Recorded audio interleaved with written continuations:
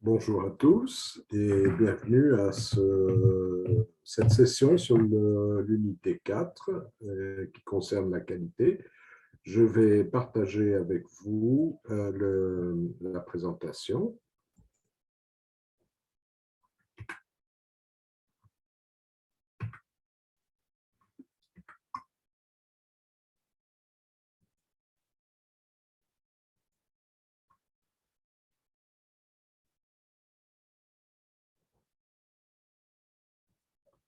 Et voilà.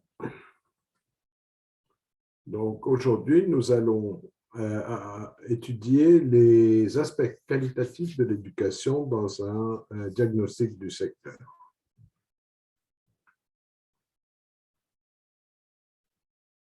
La première question qu'on peut se poser, c'est pourquoi la qualité de l'éducation est un angle d'analyse majeur d'un diagnostic.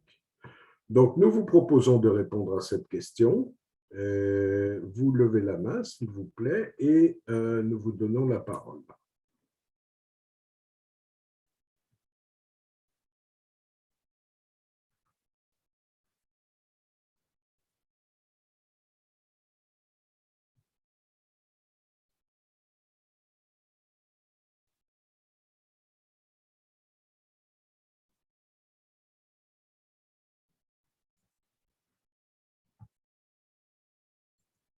Qui veut intervenir?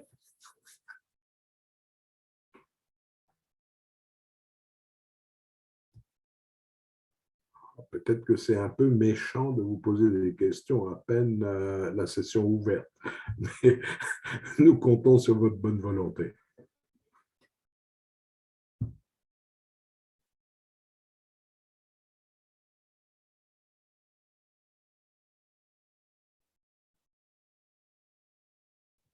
On pourrait poser la question d'une manière différente. Pourquoi la qualité de l'éducation est-elle si importante et pourquoi doit-elle absolument figurer en bonne place dans un diagnostic du secteur?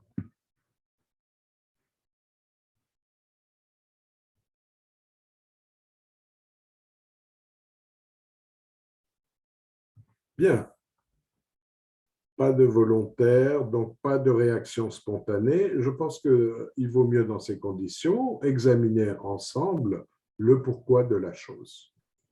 Fanny, dans Donc, le chat, oui, il y a oui, Pascal oh qui a. pardon. Dans le chat, Pascal a donné une réponse, Ah, donc il pourrait merci peut-être beaucoup, s'exprimer. merci. D'accord, oui, oui, oui, oui, oui, je ne l'avais pas vu. Donc, voilà. Merci. Pascal nous dit la qualité de l'éducation est déterminante pour atteindre les objectifs assignés à un système éducatif. C'est une excellente raison. Merci, Pascal.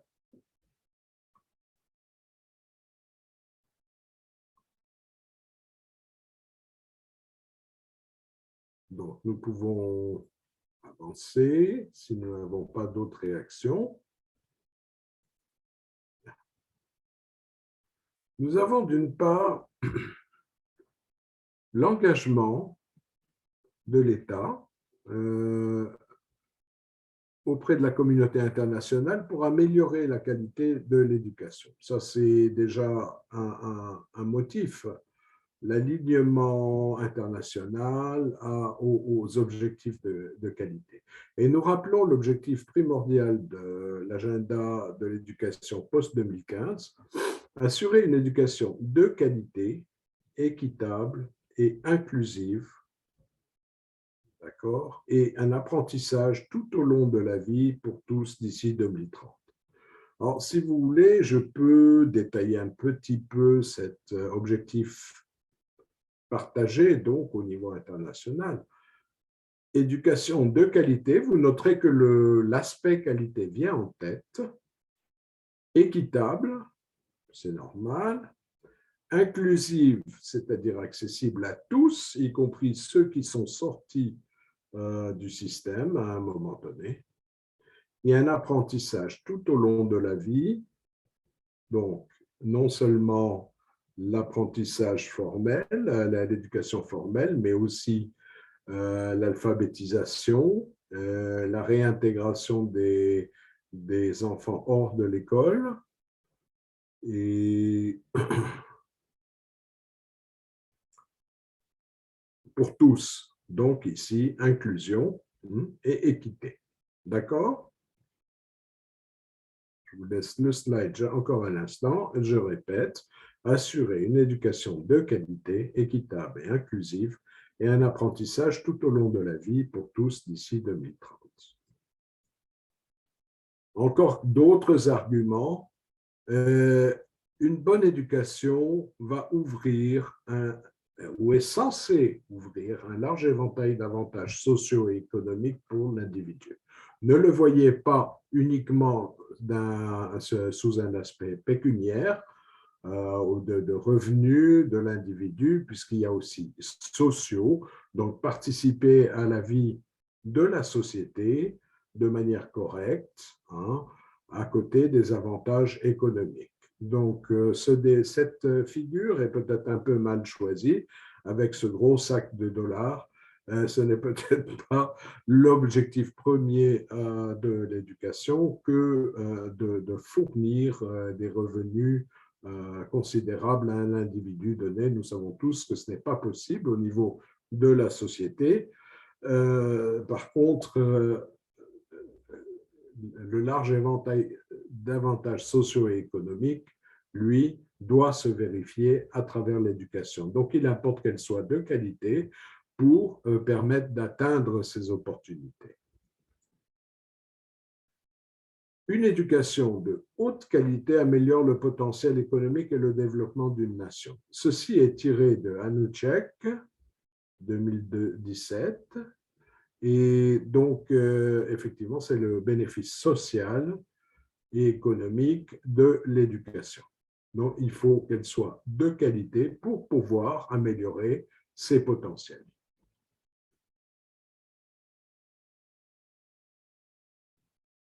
Comment définir la qualité de l'éducation? C'est une chose assez difficile. Ici, nous vous présentons quelques éléments qui contribuent certainement à la qualité de l'éducation. Nous avons la créativité,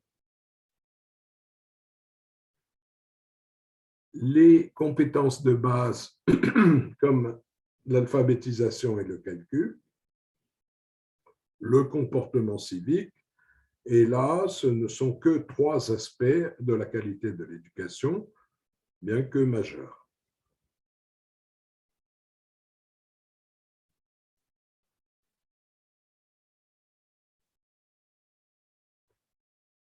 Et vous, comment définiriez-vous, évalueriez-vous la qualité de l'enseignement primaire dans votre pays? Ça, c'est une question qui vous est adressée. Et notez, s'il vous plaît, à travers quels critères.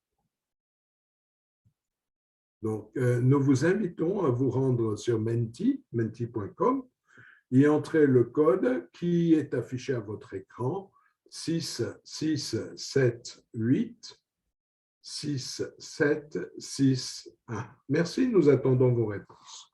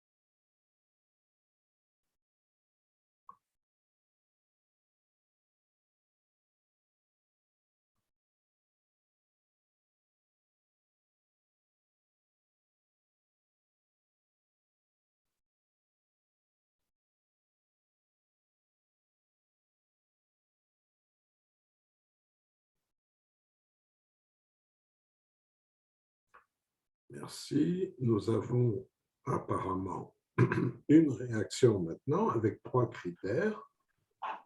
Ça y est, 2 réactions déjà. 4, parfait.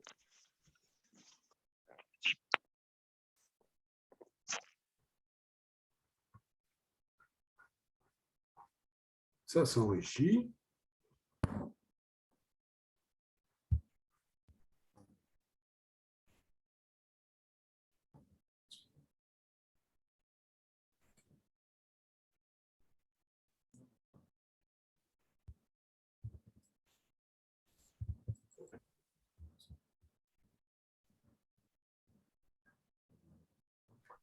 Mélina, s'il te plaît, combien de participants avons-nous? À peu près, à peu près. Alors là, aujourd'hui, on a 14 participants. D'accord, nous attendons donc un peu puisque nous avons 7 réactions jusqu'à maintenant, ce qui est déjà très bien, mais nous souhaitons quelques réactions de plus.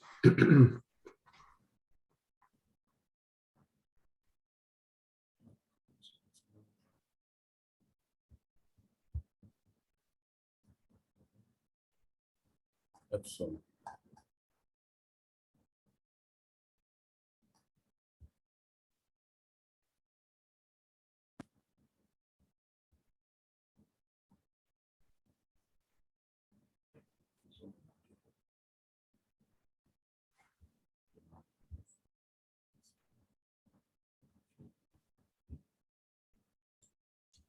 Là, nous en avons 8. Effectivement. Par contre, on a une remarque, il y a certains participants qui sont en chemin dans la voiture, donc c'est peut-être pour ça que Oui, 2 effectivement. Et donc, c'est déjà bien qu'ils assistent, nous les en remercions, qu'ils ne s'inquiètent pas. Donc, voilà, nous sommes à 9 sur 12, c'est bien. 10. C'est très riche, on va rester sur ces critères et les examiner ensemble. Très, très riche. Merci beaucoup.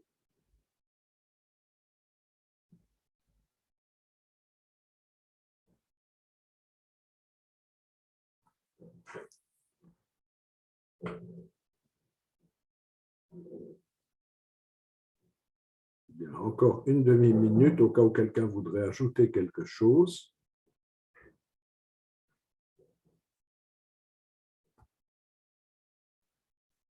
Merci beaucoup. Je crois qu'on va en rester là. Vous pouvez toujours ajouter si vous le souhaitez, mais nous pouvons commencer à discuter. Alors, vous avez listé beaucoup de choses. La première chose que nous allons faire va être d'examiner ce qui est critère pour évaluer la qualité. Alors,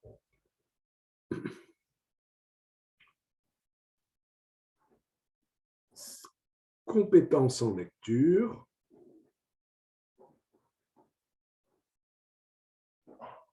meilleure performance, c'est à définir. Je suppose que c'est meilleure performance des élèves. Nous parlons de l'enseignement primaire ici. C'est pour ça, c'est la raison pour laquelle je parle d'élèves. Donc, compétences en lecture, meilleure performance, compétences de base, ce qui revient à compétences.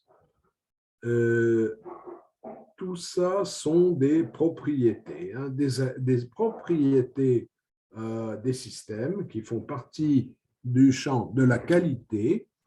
On va essayer de les lister tous. Compétences en lecture, conditions d'apprentissage, non, pardon, pas conditions d'apprentissage, compétences de base, meilleure performance, évolution des non, capacité à compter, oui, savoir lire, capacité à lire, capacité à écrire, compétences, bien sûr, inclusion, seuil de maîtrise, ce serait à mieux définir, je ne le retiens pas, mais je crois comprendre ce que ça veut dire, savoir calculer et performance des élèves, plus ou moins. Voilà, donc ce sont des propriétés et ce sont effectivement à partir de ces propriétés, on peut définir des critères d'évaluation. Mais nous en avons listé ici, des critères d'évaluation. Par exemple, l'examen officiel du CEPE, c'est-à-dire du certificat de fin d'études primaires, ou ce qui en tient lieu. Voilà, donc les notes qui vont être exploitées comme critères d'évaluation à travers les statistiques ou les rapports d'inspection ou encore des études spécifiques. Nous avons encore nombre d'enseignants formés. Est-ce que c'est vraiment un critère de qualité? En tout cas, c'est à considérer dans une étude de la qualité, bien sûr.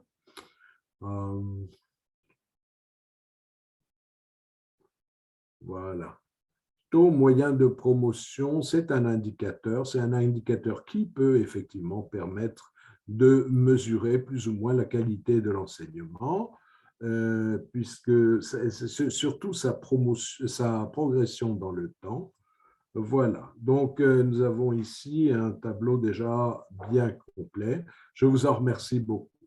Voulez-vous un moment pour regarder à nouveau cette liste? Notez les résultats PISA qui sont un indicateur qui permet effectivement de juger de la qualité. Ce n'est pas le seul d'ailleurs. Il y a d'autres enquêtes internationales qui permettent d'évaluer les acquis des élèves. Nous y reviendrons tout à l'heure. Des questions là-dessus?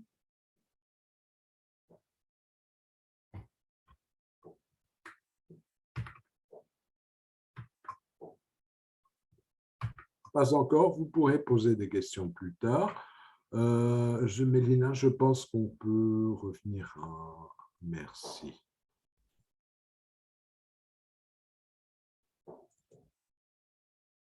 Bien.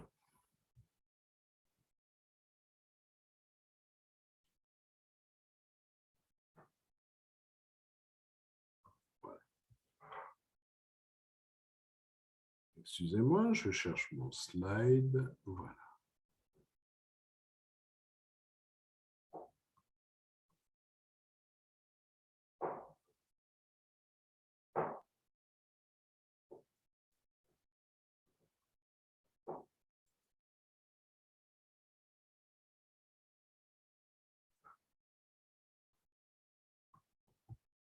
Donc, il n'existe pas de définition unique de la qualité de l'éducation. Pourquoi? Eh bien, simplement, la qualité est multidimensionnelle. Vous avez vous-même, en listant les critères, montré la multidimensionnalité de la qualité. Parce que la qualité, c'est les résultats obtenus, ou est-ce que les résultats obtenus, l'amélioration du niveau des élèves, pardon, ou est-ce l'ensemble des moyens définis pour atteindre ces résultats? Et quels moyens? Là aussi, nous allons y revenir. Retenons simplement qu'il n'existe pas de définition unique de la qualité et que la qualité doit être abordée à la lumière de la manière dont les sociétés définissent l'objectif de l'éducation. C'est un peu verbeux, mais c'est très important. Je veux dire, finalement, quand nous regardons sauter de slide trop vite, quand nous regardons deux systèmes éducatifs plus ou moins comparables, eh bien, on s'aperçoit que ces systèmes peuvent avoir une perception de la qualité complètement différente, ou au moins, en général, très différente. Par exemple, au fond, est-ce que du temps de l'EPT, est-ce que la qualité, ce n'était pas de mettre tous les enfants dans une salle de classe à tout prix? Et nous qui avons vécu l'EPT, enfin, je pense la plupart d'entre nous, ou au moins la fin de la période EPT, nous savons ce que ça signifiait, c'est-à-dire une baisse de la qualité pédagogique au bénéfice d'un acquis minimal pour tous. Donc là, la qualité se définissait de manière différente. Après, il y a eu un changement de perception. La qualité devait inclure aussi non seulement l'éducation pour tous, mais une éducation dite de qualité pour tous, ce qui introduisait la dimension de l'amélioration des acquis, de la conservation des acquis, de la conservation des élèves dans le système. On ne va pas faire trop de philosophie sur ce thème, mais c'est juste pour dire que la qualité peut varier d'un pays à l'autre, enfin la perception de la qualité peut varier d'un pays à l'autre, mais elle peut aussi varier dans un même pays d'une époque à l'autre.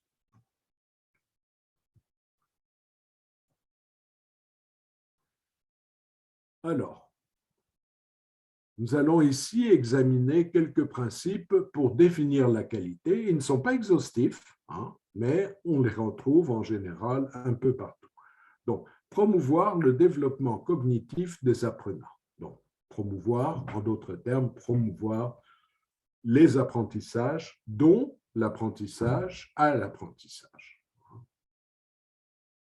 Autre principe, développer un comportement social selon des normes et des valeurs reconnues par toutes et tous. Donc, le système éducatif devrait être capable d'ajuster, de préparer l'individu à sa société. Et ça contribue, mais ne suffit pas à définir un système éducatif de qualité. Autre principe, la qualité implique équité.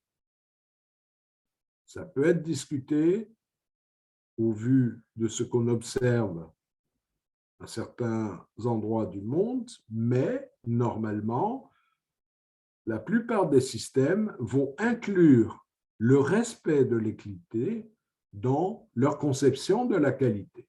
En d'autres termes, et pour schématiser violemment, un système éducatif qui ne s'adresse qu'aux 10% les plus riches d'une société, j'exagère, n'est pas un système éducatif de qualité, selon cette approche. Donc, c'est discutable, mais retenons que l'équité fait souvent partie des critères de définition de la qualité. Bien.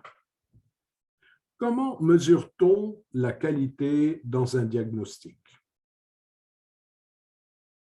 Nous pouvons mesurer les résultats des processus éducatifs et vous avez déjà suggéré, dans la liste des critères que vous avez dessinés, plusieurs indicateurs de mesure des résultats. Par exemple, les résultats des élèves aux tests, aux examens, en lecture, écriture, mathématiques, sciences éventuellement. Je vous rappelle que nous parlons du primaire ici. Non, pas forcément, pardon. Donc, je reviens en arrière. Donc, sciences, effectivement, toute matière assez répandue où l'on fait passer des tests ou des examens aux élèves. Nous pouvons rentrer aussi comme indicateur d'extra les taux d'achèvement, c'est-à-dire la capacité du système à amener les élèves ou les étudiants à la fin du cycle qu'ils ont commencé.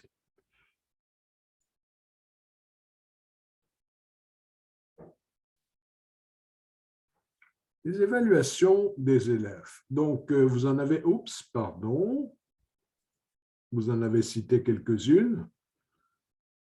Vous avez cité le PISA, mentionnons aussi le PASEC, le TIMSS, qui est donc dévolu spécialisé sur les mathématiques, le PEARLS, je crois sur la langue, excusez-moi, je ne suis plus tout à fait sûr, mais je crois, oui, et le SACMEC, les études du SACMEC.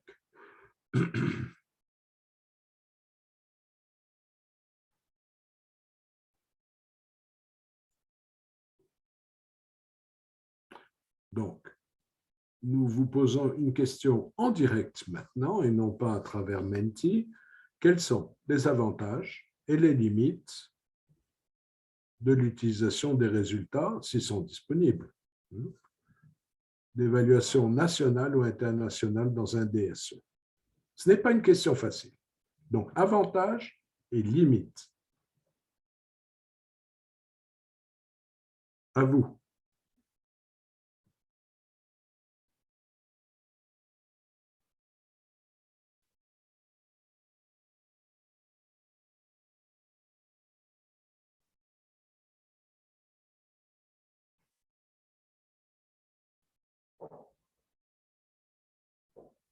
Ah, je suis sûr que vous avez plein de réponses.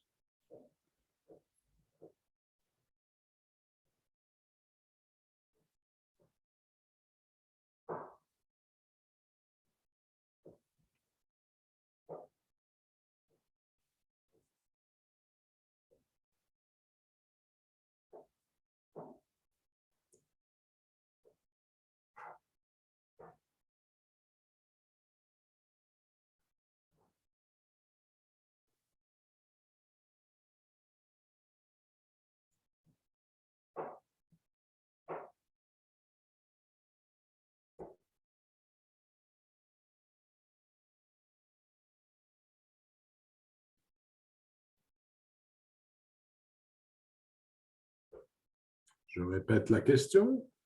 Quels sont les avantages et les limites de l'utilisation des résultats d'évaluation nationale ou internationale dans un DSE? Je vous rappelle que ces évaluations portent sur les acquis des élèves.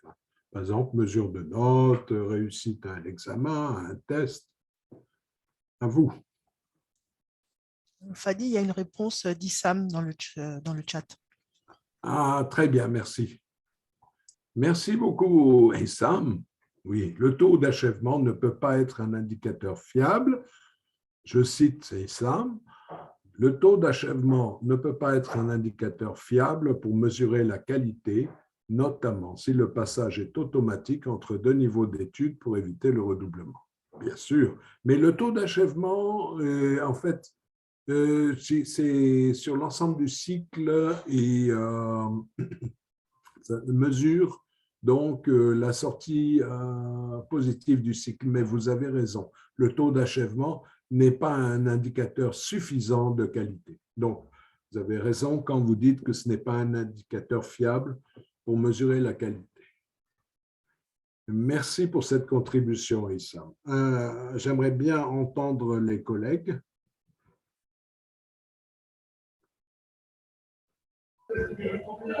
Allô?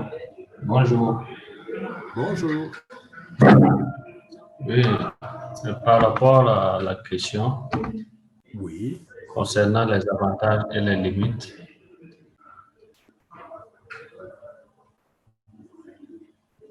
Oui, s'il vous plaît, allô? allez-y. Oui, comme limite, je dirais que l'une des limites de l'évaluation nationale peut être le fait que les tests, c'est sur un échantillon d'élèves que l'on évalue. Ce n'est pas sur toute la population qui est concernée par le test. Donc, je peux dire que c'est l'une des limites aux évaluations nationales. Merci. C'est une bonne considération. Merci. Merci. C'est une bonne considération, effectivement. Ça peut ne mesurer qu'une partie de la population visée, mais heureusement, les statistiques nous aident où on peut définir des échantillons représentatifs. Et en fait, j'ai suffisamment enseigné les probabilités pour savoir que c'est efficace et fait d'enquête aussi pour savoir que c'est efficace, mais c'est à relever. Pourquoi? J'achète votre remarque et je la paye cher parce que est-ce que l'échantillon est vraiment représentatif? C'est là que ça pêche en général et il y a des biais à cet égard. Et donc, effectivement, il faut bien examiner la fiabilité de l'évaluation avant d'utiliser ces résultats. Vous avez raison. Alors, Aïdara a levé la main, s'il vous plaît, Aïdara. Oui, bonjour. Bonjour. C'est Chérif Ousmane Aïdara du Sénégal. Bienvenue. Voilà, je crois que par rapport aux avantages d'abord de ces évaluations, surtout les évaluations internationales. Ça permet de comparer les performances des élèves sur le plan international. Par exemple, si nous prenons les évaluations du PASEC, qui regroupe pratiquement, on peut dire, plus d'une dizaine de pays, ça permet de voir le comportement des élèves dans ces différents pays-là. Et là, c'est important pour un pays de savoir les performances de ses élèves par rapport aux autres, mais aussi le comportement de son système éducatif. Ça, c'est important. L'autre élément, je crois que Thierry vient de le dire, parfois, si l'échantillon n'est pas très représentatif, parce qu'avec le passé que je connais un peu bien, il y a des échantillons. L'échantillon n'est représentatif qu'au niveau national ou au niveau des zones, alors que par rapport à la gestion éducative au niveau district, c'est difficilement qu'on peut utiliser ces résultats-là pour faire une analyse assez approfondie. Donc, on peut dire qu'à ce niveau, les résultats ne sont pertinents qu'au niveau macro, mais au niveau micro, ce ne sont pas des résultats qu'on peut utiliser parce que l'échantillonnage n'est pas représentatif au niveau de ces districts-là. Merci. C'est moi qui vous remercie. Vraiment, c'est une très belle présentation. Et effectivement, je vous suis complètement sur la représentativité. Et ça vient de l'objet de l'enquête. Quand on parle d'évaluation comme ça qu'on va comparer internationalement, l'objet, c'est d'avoir une mesure de la performance nationale. Alors, effectivement, l'échantillon, techniquement, je ne vais pas passer trop de temps dessus, mais techniquement, l'échantillon, il est ajusté, sa constitution, elle est en fonction de ce qu'on veut mesurer. Donc, si on ne prend pas une espèce de stratification sous-régional, ça ne représentera pas grand-chose au niveau sous-régional. Il ne faut pas essayer d'en tirer des conclusions. Je schématise, hein, c'est très sommaire ce que je dis, mais c'est une vérité. Donc, comme ces enquêtes sont généralement faites sur un échantillon national, il faut oublier leur représentativité sous-nationale. D'accord avec vous là-dessus. Très intéressant. Merci beaucoup. Vraiment. Donc, gros avantage, j'essaye de résumer votre propos, gros avantage, c'est de me permettre de mesurer mon pays à l'aune de la communauté internationale ou d'autres pays. Et effectivement, c'est important pour un système de pouvoir voir où il va par comparaison de temps en temps, même si ses objectifs sont spécifiques à sa politique. Merci beaucoup, vraiment. J'ai 2 réactions dans le chat. 3, pardon, 4, voilà. Monsieur Lee, ces évaluations permettent de voir le niveau des élèves et les disciplines qui posent problème et qu'il faut prendre en charge dans le PSE. Donc, oui, tout à fait. Donc, ça rejoint le propos de votre collègue et vous mettez en avant donc le souligner, rechercher les problèmes, ce qui peut se faire à travers la mesure longitudinale, c'est-à-dire on mesure à des périodes différentes et on compare. Et donc, quand une note baisse, comme on va voir tout à l'heure, un résultat baisse, on sait qu'il pose problème, forcément, mais aussi comparé à d'autres pays, si nous sommes dans une évaluation internationale, et voir là où on a des performances moindres pour pouvoir justement agir, ajuster la politique éducative.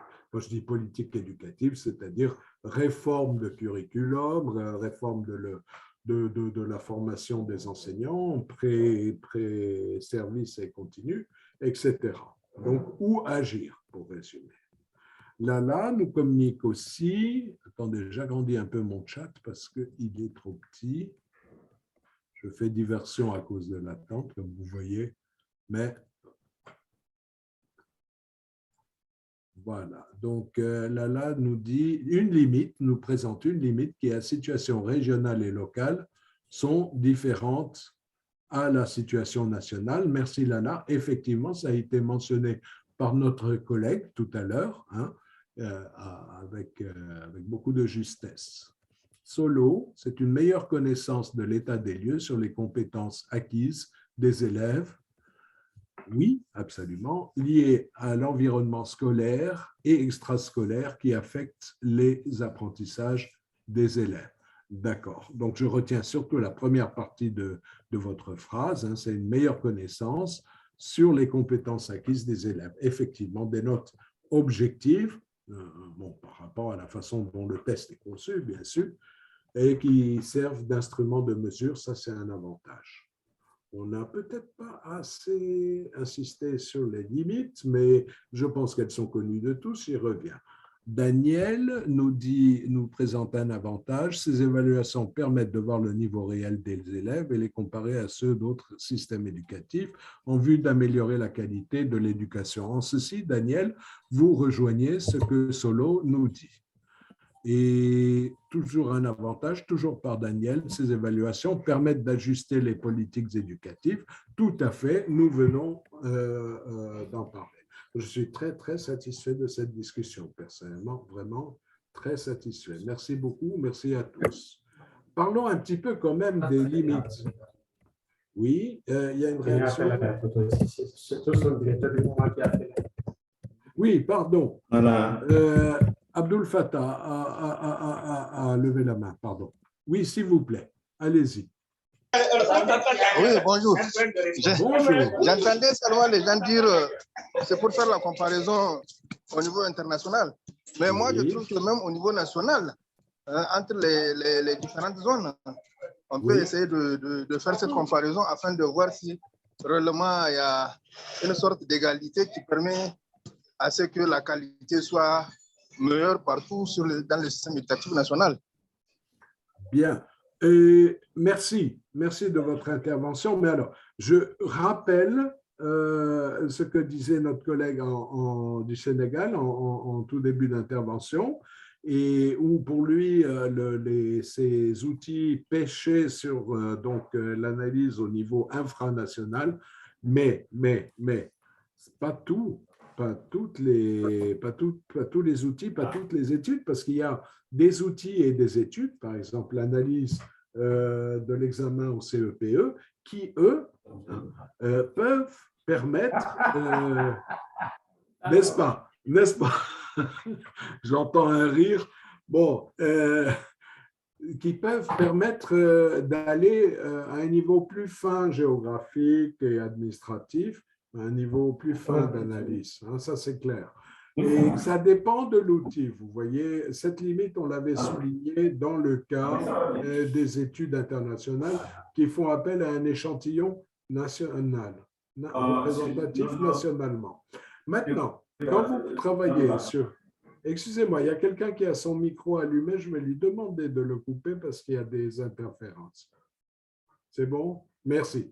Donc, ce ne sont pas tous les outils qui limitent leur utilisation au niveau national. Certains permettent d'aller au niveau subséquent, hein, inférieur, plus détaillé, et ça dépend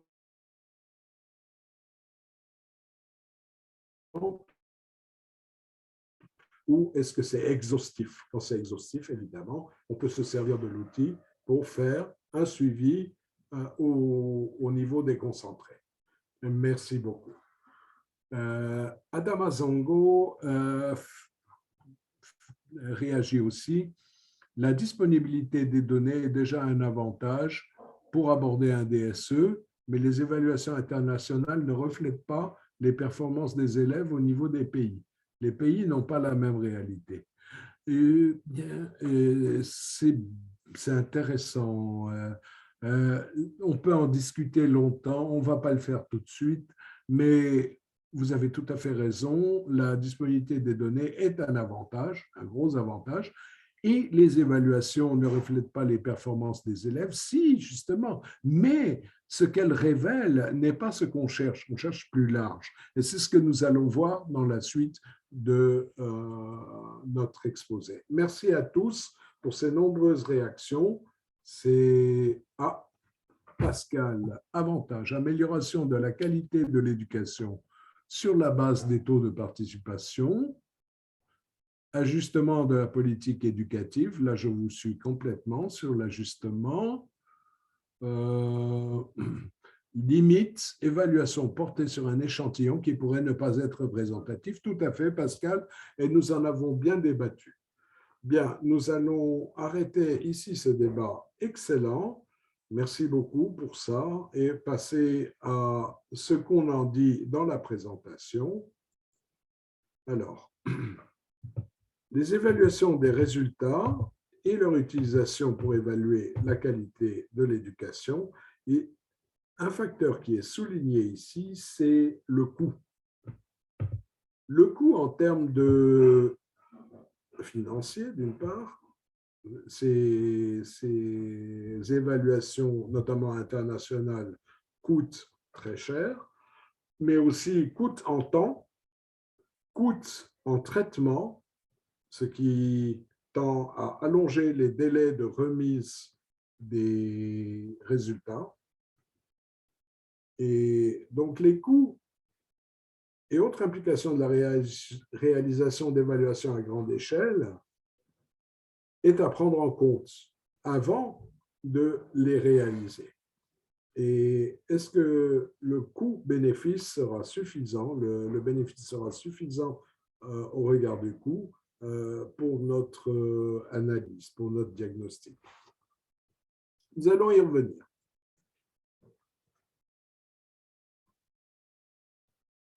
Qu'est-ce que les données d'évaluation peuvent nous apprendre dans un diagnostic? Si les tests d'évaluation ont été conçus en conséquence, les niveaux de compétences cognitives effectivement atteints, mesurés par rapport à certains objectifs d'apprentissage, donc c'est effectivement ce que mesure le test, les endroits où les élèves étudiants aux performances faibles ou élevées sont les plus dispersés. Alors là, il faut, comme on en parlait tout à l'heure, il faut que l'outil d'évaluation soit conçu de manière à permettre de descendre dans des subdivisions géographiques et administratives.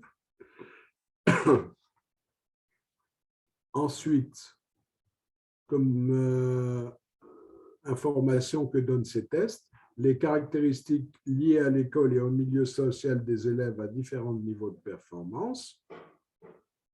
Donc, quel est leur effet sur les apprentissages?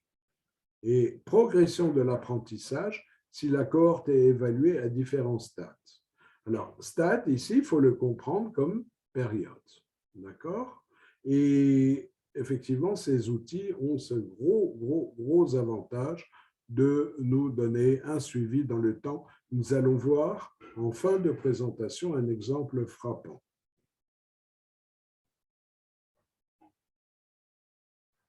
Si les résultats proviennent de tests internationaux, ils permettent de voir comment les résultats des étudiants de notre pays se comparent à ceux d'autres pays.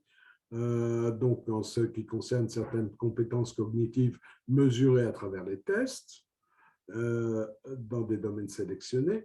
Voilà, et vous en avez largement parlé et je vous en remercie.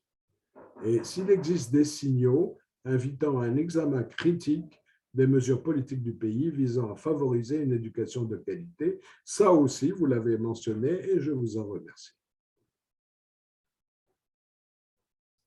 Ce que les données d'évaluation des élèves étudiants ne peuvent pas nous dire dans un DSE, là, c'est au moins aussi intéressant que ce qui précède, ils ne nous donnent aucune information sur les compétences cognitives acquises dans les matières et les niveaux scolaires pour lesquels aucun test n'a été réalisé. Bon, ça a l'air d'un pléonasme, n'est-ce pas? Mais vous, planificateurs, vous avez la mission de vous souvenir de ça. Pourquoi? Parce que les gens vont souvent tirer des conclusions élargies de ce qui n'est que la mesure d'un critère très particulier. Je veux dire, on va glisser quasiment sans transition d'une donnée comme résultat au Teams très bas en Guinée à le système éducatif guinéen est à réformer. Non, ce n'est pas comme ça que ça marche. Donc, il faut bien garder en tête que ces tests ne mesurent que ce qu'ils sont censés mesurer. Vous êtes bien d'accord avec moi? Ensuite, ce qu'ils ne mesurent pas, ce sont les conséquences pratiques et socio-émotionnelles parce qu'elles ne sont généralement pas testées. Donc, les compétences pratiques, c'est évident. Hein? Et comment doit-on comprendre ce terme de socio-émotionnel que j'ai mis ici en bleu parce qu'il me pose question?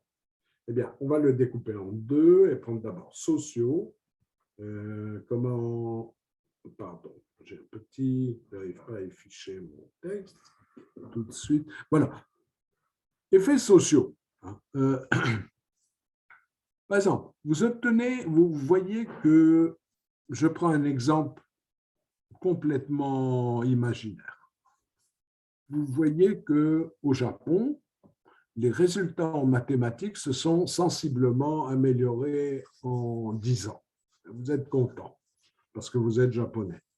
Mais ce que vous oubliez de voir, c'est que dans le même temps, le temps d'apprentissage annuel a dépassé les 1000 heures, je ne sais pas, 1000 heures par X période de temps, alors qu'il était à 900. Ce qui veut dire qu'on a une conséquence sociale, on a un coût élevé pour l'acquisition de cette compétence. Et émotionnel, eh bien, imaginez le stress que peut coûter, dans l'exemple que j'ai donné, l'acquisition de la compétence, le stress que ça représente pour les élèves et leurs parents. Et donc, une souffrance, quand je parle de stress, c'est un stress qualifié, c'est-à-dire fatigue, pression, angoisse et disponibilité. Vous voyez? Donc, voici comment on peut comprendre socio-émotionnel. Valeurs, comportements, parce qu'ils ne sont pas mesurés ou difficiles à mesurer. Donc, les acquis en termes de valeurs, en termes de comportement, ça, on le rapproche de l'apprentissage de l'éducation à la vie en société que nous avons présenté tout à l'heure. Et comment, donc le test ne nous informe absolument pas sur comment améliorer l'apprentissage et les résultats de l'apprentissage. Voilà. Alors, Ouedraogo nous donne une information dans le chat. Il dit le temps de la restitution des résultats d'évaluation peut atteindre 3 ans. C'est intéressant. Est-ce un inconvénient? La restitution des résultats du PASEC 2019 au Burkina se déroule aujourd'hui. Et à quoi Pascal répond? D'accord avec toi, le temps mis pour restituer les résultats pose problème. Je ne vais pas vous poser la question puisque je sais que vous êtes tous d'accord. 3 ans, c'est très long. Ça reste utile. Hein. Ça reste utile et surtout dans les évaluations qui prennent en compte la dimension temporelle. Ça reste utile parce que ça permet de comparer les résultats à celui du PASEC précédent et ça permettra de comparer les résultats du prochain PASEC à celui-ci. Donc, non seulement ça apporte des résultats d'ordre qu'on peut analyser et pour lesquels on peut tirer des conclusions, mais il est certain que nous aimerions tous obtenir ces résultats plus tôt et qu'ils seraient plus utiles s'ils étaient disponibles plus tôt. Et le problème, c'est que quand on connaît le volume de travail que représentent ces enquêtes, pour les exploiter, c'est non négligeable. Bon, je passe au slide suivant. Le DSE peut accorder une attention particulière aux facteurs ayant un impact important sur l'apprentissage et ses résultats. Voyons voir comment.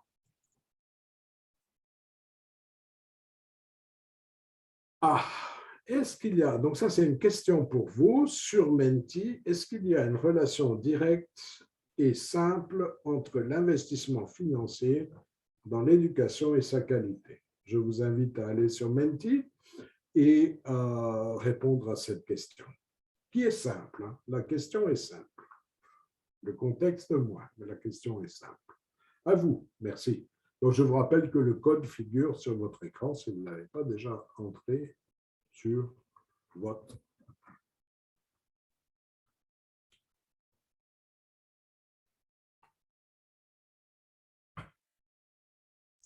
Donc, Fanny, je vais partager mon écran. S'il te plaît.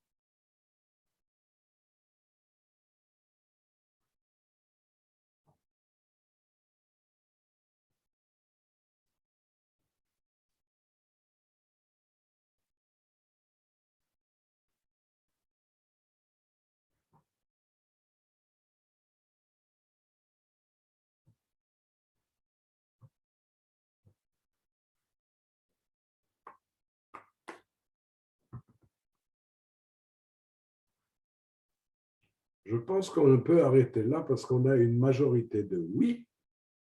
Et je vais demander à un courageux d'entre vous de justifier les deux mots direct et simple. S'il vous plaît.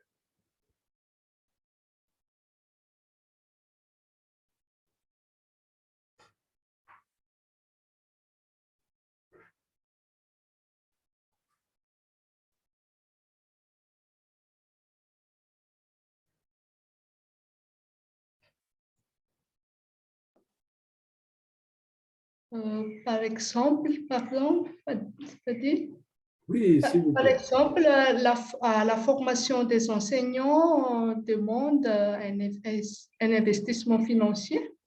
Oui. Donc, il y a une relation claire entre l'investissement financier et sa qualité. Ça, je suis d'accord. Merci d'être intervenu.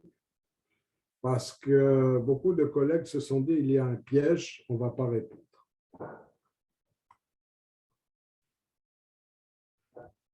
Donc, je vais vous dire, c'était une question piégée.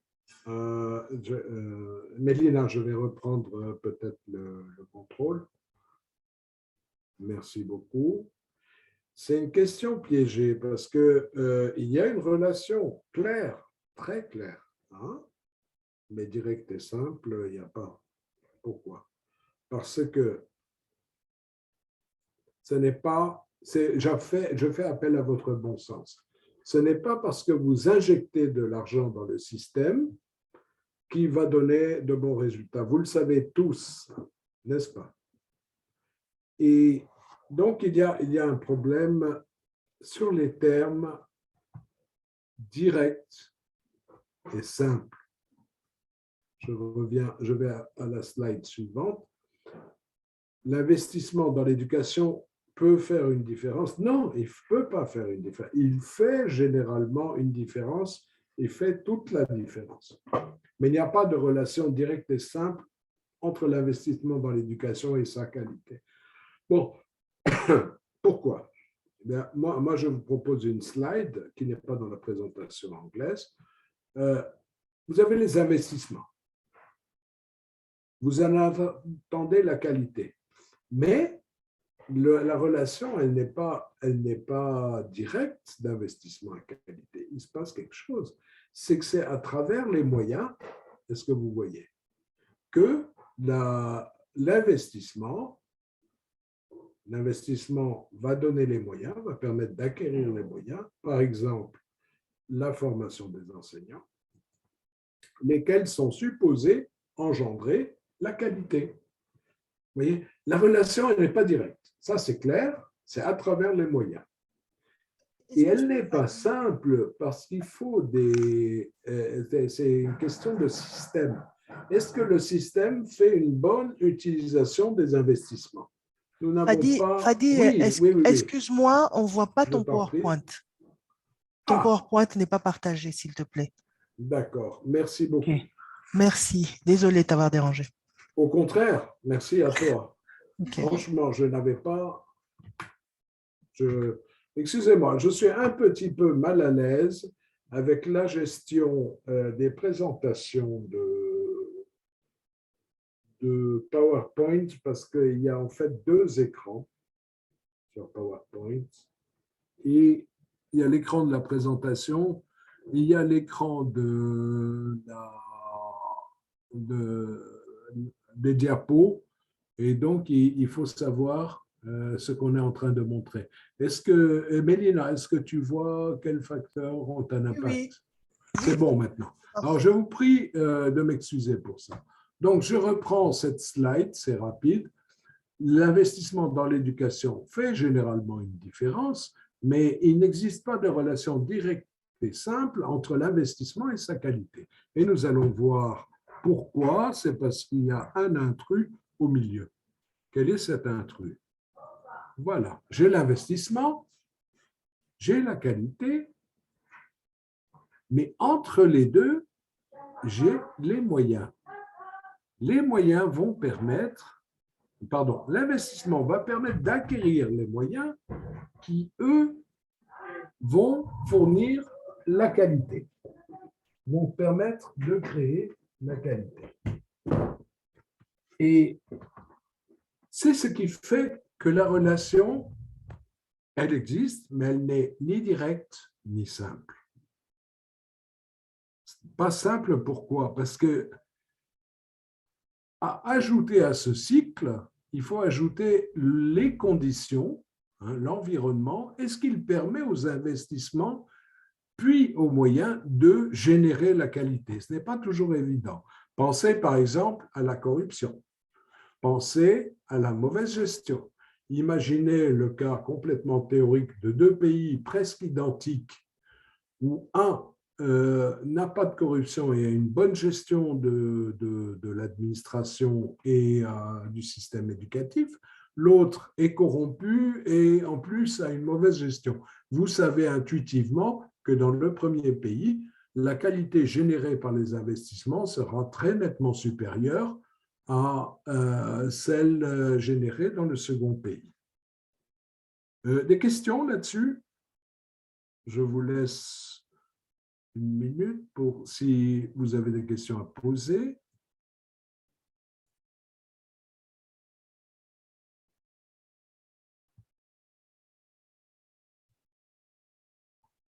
Voilà. Daniel nous dit « La qualité de l'éducation implique un ensemble de moyens mis en œuvre pour y parvenir. » Merci Daniel. Et elle décrit les moyens, c'est très bien. Nous allons les décrire aussi. Et le financement n'est pas forcément un gage de qualité de l'éducation, mais il y contribue. Tout à fait. Nous ne sommes pas en contradiction.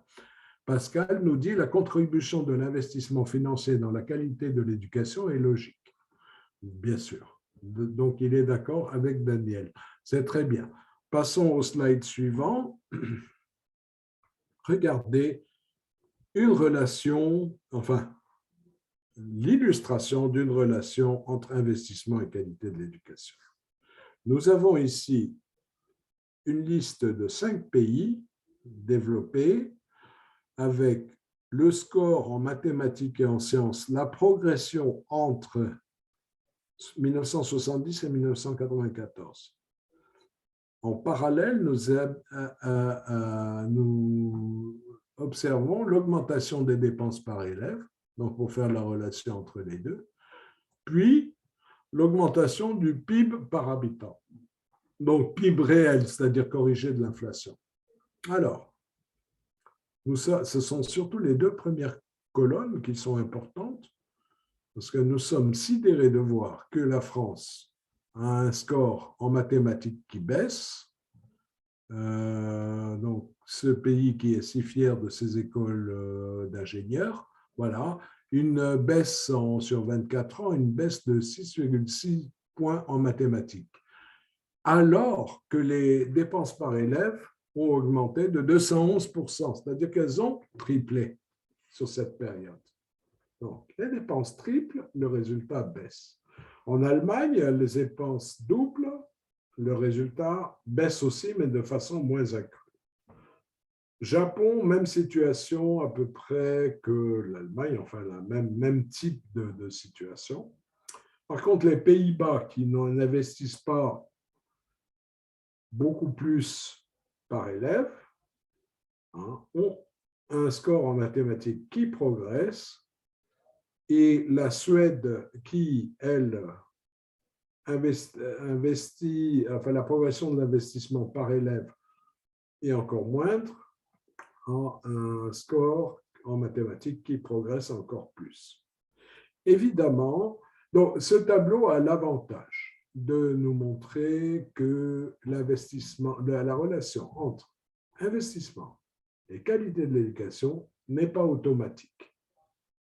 Maintenant, pour ceux que ce tableau choquerait, et je les comprends, dites-vous bien qu'il ne faut pas regarder seulement le tableau qui vous donne le résultat, comparaison à plat, c'est-à-dire direct, entre une évolution d'un score en maths et une augmentation des dépenses par élève.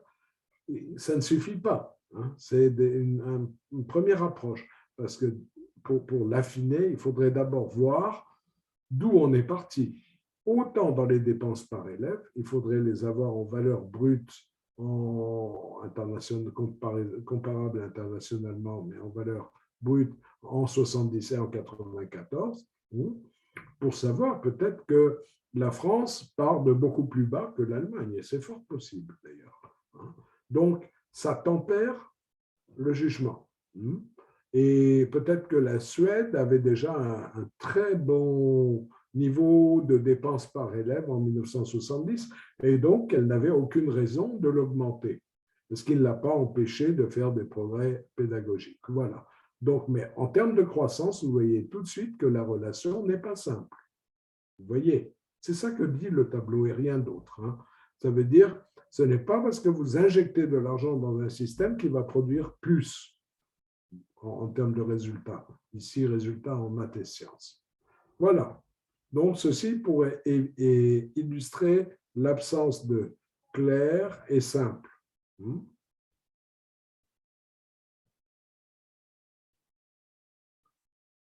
Donc, là, existe-t-il d'autres facteurs de qualité cruciaux que les DSE devraient étudier? Alors, nous allons nous intéresser à quelques conclusions de l'étude McKinsey qui est disponible sur la plateforme pour la version 2007 en français, pour la version 2010 en anglais seulement parce qu'elle n'a pas été traduite. Donc, une conclusion intéressante est comment les systèmes scolaires les plus performants du monde continuent de s'améliorer. Donc, ceux qui étaient déjà performants continuent de s'améliorer. Ensuite, les systèmes, quel que soit leur niveau de performance, peuvent améliorer considérablement les résultats d'apprentissage en peu de temps, 5 à 6 ans. Ça, c'est une information cruciale. Ensuite, l'ensemble des interventions nécessaires doit être adapté à leur contexte spécifique. Voilà, c'est-à-dire que les solutions qui marchent dans un pays ne marcheront pas forcément dans un autre. Nous parlons de solutions pour améliorer la qualité, évidemment. Ensuite, l'amélioration des résultats des élèves est une question de système, pas une mesure unique. C'est-à-dire qu'au-delà des indicateurs que vous connaissez bien, il faut considérer le système en tant que tout. Quelles sont les dimensions qualité à étudier dans un diagnostic du secteur éducatif? Alors, ces dimensions qualité sont les produits ou résultats, par exemple, résultats au test, taux d'achèvement, taux de passage à un examen donné. Ensuite, les intrants d'apprentissage direct. Donc là, on passe des produits aux intrants. Et quels sont ces intrants d'apprentissage? Nous allons le voir dans la diapo suivante. Ensuite, les caractéristiques de l'apprenant. Ensuite, le processus d'enseignement et d'apprentissage. Et enfin, le contexte. C'est-à-dire le contexte influençant l'apprenant, c'est-à-dire le contexte du système éducatif. Vous avez récemment fait une analyse de contexte, vous voyez de quoi on veut parler. À votre avis, quels sont les deux principaux types de ressources que nous devons prendre en compte dans l'analyse des intrants directs de l'apprentissage? J'insiste. Analyse, intrant direct. Hein.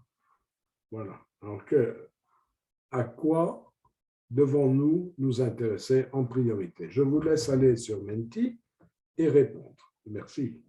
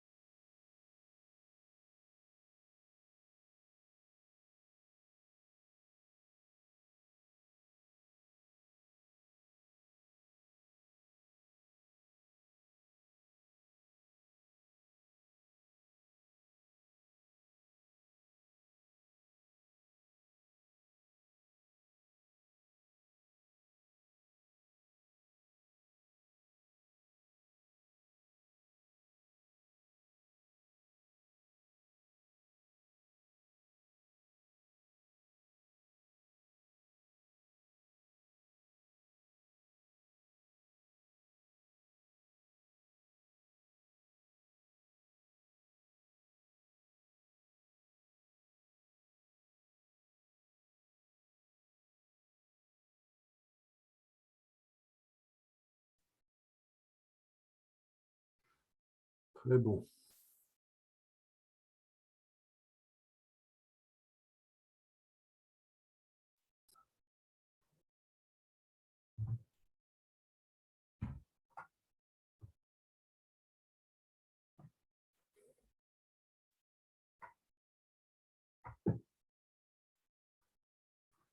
Je n'ai que 9 réponses encore.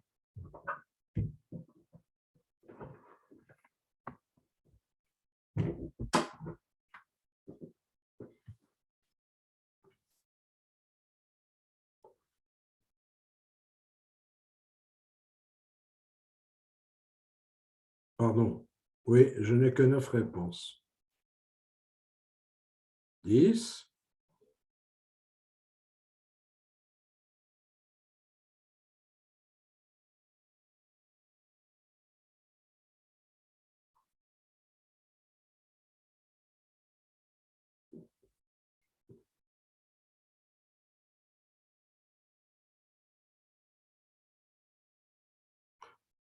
Bien.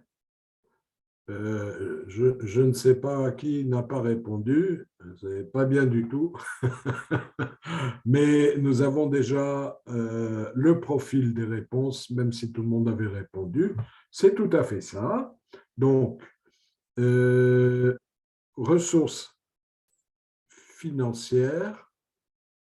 Attendez, je vais procéder par ordre d'importance. Ressources humaines, le plus important. Tout à fait. Et on sent les éducateurs derrière la réponse, bien sûr. Ensuite, ressources matérielles, tout à fait. Ressources financières, à la limite, on pourrait le mettre dans ressources matérielles, hein, puisque les finances ici vont servir à payer les ressources humaines qui sont déjà considérées et les ressources matérielles. Et enfin, ressources intangibles. Donc, je vais demander, avant de continuer, bon, c'est tout à fait correct, je vais simplement demander à une des personnes qui a rentré ressources intangibles de nous expliquer ce qu'elle entend par ressources intangibles. Voilà. D'ailleurs, j'ai une question de Daniel là-dessus. Les ressources intangibles consistent en quoi? Et elle a raison. Ah, et Adama répond, les ressources humaines et financières. Non, non, non, non, non. Les ressources, je pense que les ressources humaines, elles sont clairement définies. Ce sont des enseignants, ce sont des administratifs, ce sont des inspecteurs, et financières aussi, elles sont clairement définies. Donc, les ressources intangibles, ça doit être quelque chose d'autre. Qui peut m'éclairer, s'il vous plaît?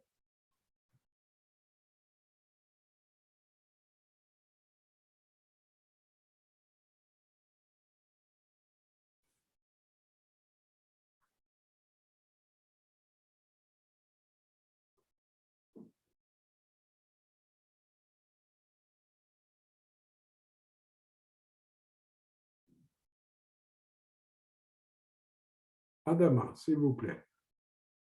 Nous vous écoutons.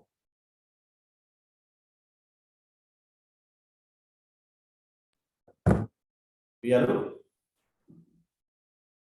Oui, Allô?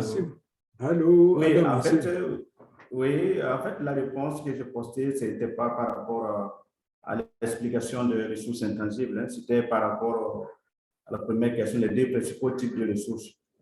Je me suis trompé de lieu pour répondre, quoi. Sinon, les ressources, voilà, pour moi, en tout cas, on entend par ressources intangibles, tout ce qui est vraiment ressources immatérielles, voilà, qui vraiment qui n'est pas matériel. Voilà, c'est ce que dit Pascal d'ailleurs, ressources immatérielles. Voilà. Donc, oui, voilà, voilà.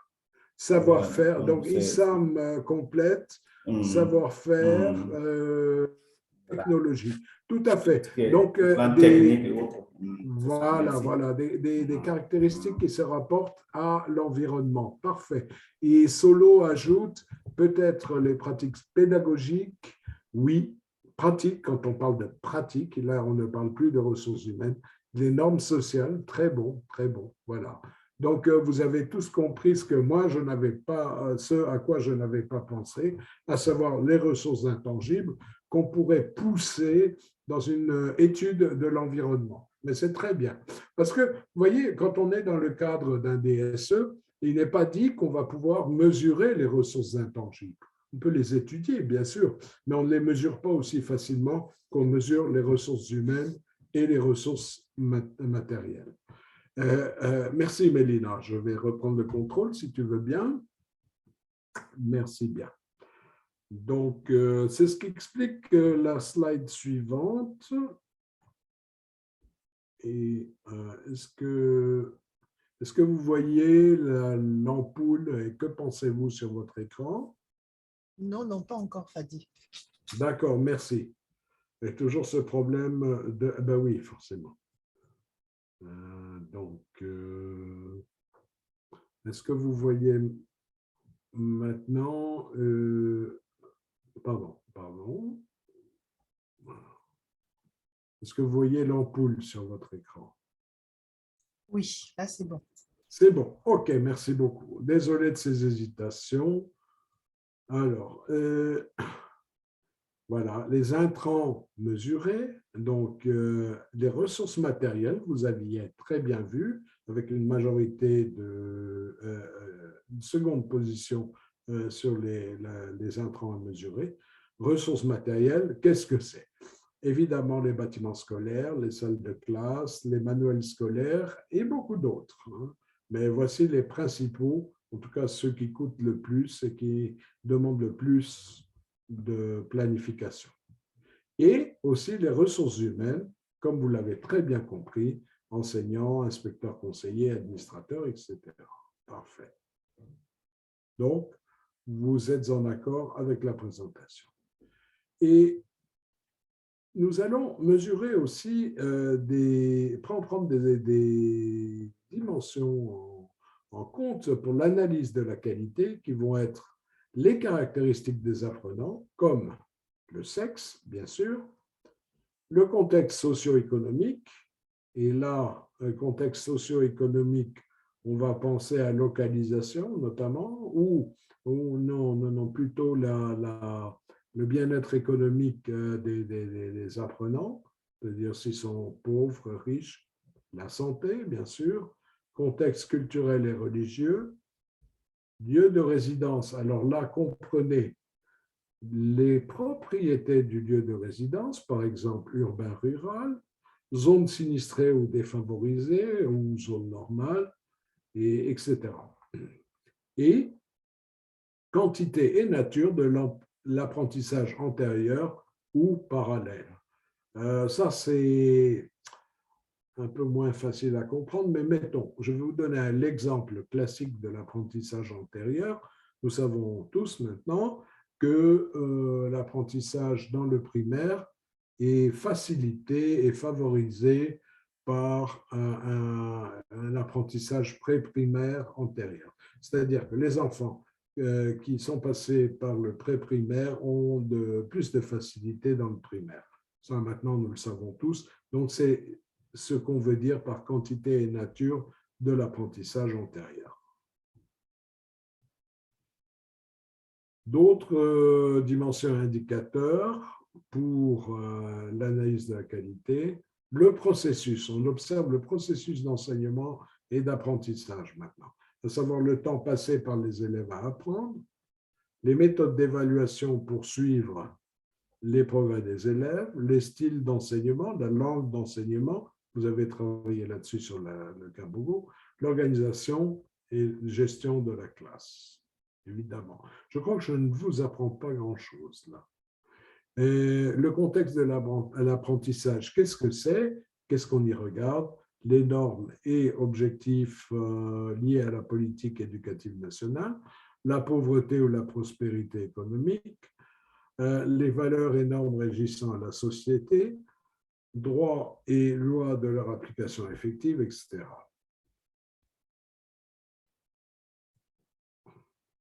Alors, ça, c'est un tableau particulièrement intéressant qui nous montre les sources d'information ou les instruments pour l'analyse de la qualité. Donc, en fonction de ce qu'on cherche à observer, les indices lignes, par exemple, résultats cognitifs et comportementaux, caractéristiques de l'apprenant, contexte, intrant d'apprentissage, processus d'apprentissage. Quelles sources pouvons-nous utiliser ou utilisons-nous généralement entre les statistiques, tests et examens? Vous noterez que assez peu utilisé, c'est pour les résultats des apprenants. Rapport d'inspection, enquête auprès des enseignants, des élèves, des chefs d'établissement et études d'observation. Alors, dans cette grille, dans les indices colonnes, l'enquête des ménages tombera dans les enquêtes auprès des élèves. Excusez-moi. Alors, une grande question qui se pose à propos des diagnostics. Est-ce qu'il faut utiliser des analyses déjà présentes ou faut-il générer de nouvelles informations? À chaque fois, il faudra se poser la question du coût en temps et en argent nécessaire pour générer des informations nouvelles ou originales. À quoi j'ajouterais, comme vous l'avez très bien souligné tout à l'heure, le délai de mise à disposition. Ceci à comparer aux bénéfices attendus des nouvelles données originales concrètes, évidemment. Donc, plus qu'un simple bilan, pour la préparation d'une nouvelle stratégie et d'un nouveau plan d'éducation, les analyses de la qualité de l'éducation doivent aller au-delà de la constatation des réalisations actuelles et des facteurs liés. Ceci parce que, afin d'améliorer la qualité de l'éducation, il est nécessaire d'analyser les conditions de cette amélioration. Donc, on voit le contexte de la qualité de l'éducation qui revient à tout moment, le contexte et le système. On revient donc à l'approche système, les indicateurs ne suffisent pas. Quelles sont les principales conditions de l'amélioration de la qualité de l'éducation dans votre pays? C'est normalement une question qu'on vous pose, mais nous allons l'examiner ensemble parce que le temps a tourné et que nos discussions précédentes étaient déjà très riches. Et je vous en remercie à nouveau. Conditions générales d'amélioration de la qualité. Selon une recherche comparative internationale, je ne suis pas sûr de la recherche. Vous irez dans le support de cours qui est sur la plateforme et que vous avez pour essayer de retrouver de quelle recherche internationale il s'agit. J'ai regardé en diagonale, je n'ai pas trouvé, mais elle est mentionnée quelque part. Donc, selon cette recherche, les conditions d'amélioration de la qualité, conditions générales, puisque chaque système sera un cas particulier, ce seront l'examen critique des programmes d'études et des normes, les structures de récompense et de rémunération adéquates pour les enseignants et les directeurs d'école. Notez que les récompenses ne sont pas forcément financières. Il y a beaucoup de mesures. Les bonnes compétences techniques des enseignants et des directeurs, l'évaluation des élèves, puisque l'évaluation des élèves va avoir une rétroaction sur la recherche de la qualité. Donc, en mesurant les acquis des élèves, on est capable de voir si la qualité est au rendez-vous. Et aussi, système de données efficaces, nous pensons aux EMIS, aux SIG, donc au système de mesure des systèmes statistiques, pour pouvoir mesurer les conditions de la qualité, et enfin les documents politiques et lois promouvant une éducation de qualité. Très important, on a tendance à négliger ce point trop souvent. Conséquences pour le diagnostic. Ces approches permettent d'aller au-delà de la simple analyse de situation, d'accorder une attention particulière aux conditions générales et spécifiques au contexte pour l'amélioration de la qualité, ceci selon l'étude que je citais tout à l'heure, l'étude McKinsey, et évaluer les politiques et les institutions existantes visant à améliorer la qualité. Vous voyez, c'est une approche globale, holistique, systémique, la qualité.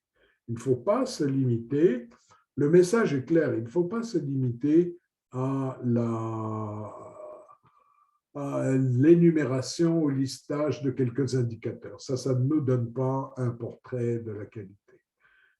Lister, faire un énoncé de quelques indicateurs et en tentant de les discuter, de décrire le contexte pour comprendre comment ces indicateurs ont évolué et sont susceptibles d'évoluer est beaucoup plus intéressant et ça devrait être une partie du DSE en cours d'élaboration. Je vous remercie beaucoup de votre attention. J'ai tenu le temps, bizarrement, et je vous remercie très spécialement de la richesse des discussions d'aujourd'hui. Personnellement, vous avez fait ma journée. Je vous remercie beaucoup. Donc, à toi, Mélina, si...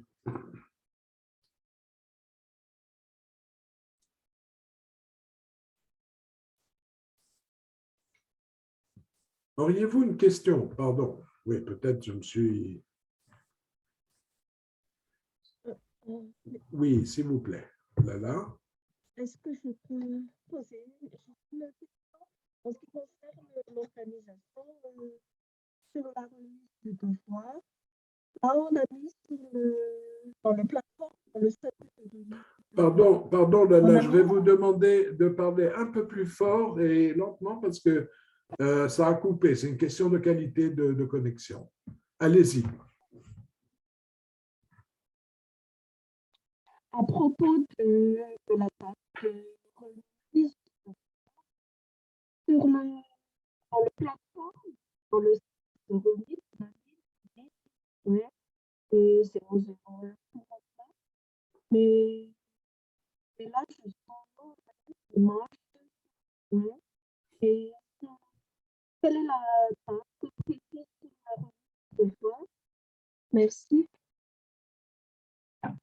Lala, désolé, votre message n'était pas compréhensible. Ça, on comprend très bien que vous n'êtes pas... Enfin, on travaille avec la qualité de la connexion, que ça vient et que ça va. Donc, oui, donc là, je vous propose de poser votre question sur le forum d'aide et j'y répondrai. Les collègues pourront y répondre parce que je crains qu'on ne vous entende pas assez clairement pour vous donner une bonne réponse. Issam, à vous. Bon, bonjour monsieur. Bon, j'ai envoyé une question que vous n'avez pas vue. Ah, merci, oui. La bonne gouvernance du système.